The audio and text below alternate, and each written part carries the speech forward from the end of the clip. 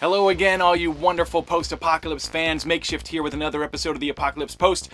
A couple weeks ago, I dropped a video called The Top 12 Things You Needed to Know About Wasteland Weekend, and that was not nearly enough, so here is 5 more things that you need to know about Wasteland Weekend. Before we get into that, I want to make sure that you are all subscribed to this channel. We're trying to get it to 1,000 by the end of September. I could use all of your support, and I know a lot of you guys aren't subscribed yet, so make sure you hit the subscribe button right here, and right next to it is a little alert button. You have to make sure that that is clicked so that you get alerts when I drop a new video. Alright, so number 1, the line. If you want to be one of the first ones into Wasteland Weekend, the line opens up at 12:01 a.m. the day of the event, so that's midnight for all you guys who can't tell time. The event officially opens up at 7 a.m. the next day, so that's when the line will start moving. So if you're going to be one of the first ones, you're going to be sleeping in your car, so be prepared for that. If not, jump into line anytime, and that brings me to my second point about the line. The line can be pretty long. In years past, sometimes people have waited for hours upon hours in the line. It keeps moving, and it's all volunteer run, so please be patient. Wasteland Weekend has taken steps to make the line move faster, and I think that this year it's going to move along pretty good,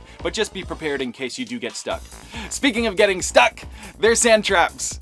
Lots of them. The roads to Wasteland are sandy roads. They are not paved. In places it is packed down, in places they've come in with some gravel to help fix things, but there's definitely going to be some loose sand on the way into Wasteland. So a couple points. 1, don't ever stop in the sand. If you see a big sandbar coming up and you're waiting in line driving 2 miles an hour, do not go in that sand because you won't be able to leave it. And second, if you're on your way in and you find yourself slipping and sliding in sand, keep going. It's really important not to stop, because once you stop, you might not be able to keep going. But if you can keep that momentum, you should be able to come out of the sand and straighten back up in no time. Alright, number 2, picking a spot to camp at Wasteland Weekend.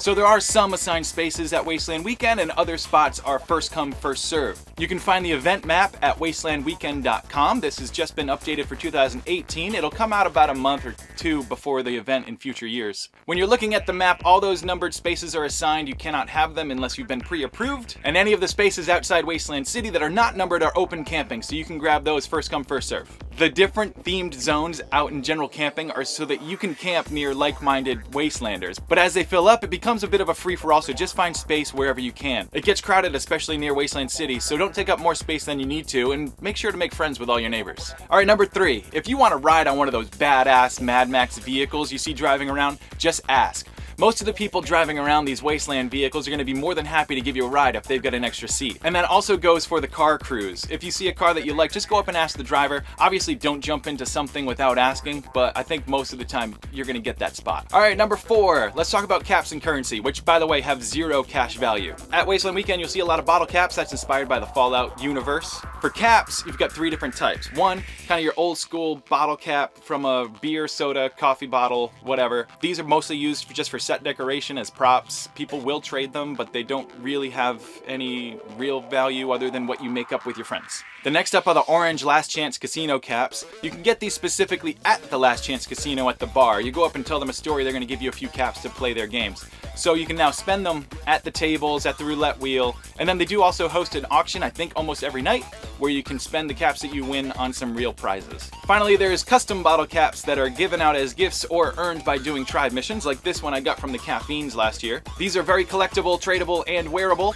As you can see, I turned a few of mine that I collected last year into some medals for my costume here, and I'm going to keep adding more as we go. Also, if you see me out in the Wasteland, stop and say hi, because I made 200 of these Apocalypse Post bottle caps, and I'll be handing them out to anyone who asks until I run out. We've been seeing a lot more tribe-generated currency, where tribes just make up their own money, whether it's Baron Bucks or the Army of Los Angeles' gold. You can find out from whatever tribe is creating their money what you can do with it, whether it's to get VIP status, barter for services, or buy something that their tribe has for sale.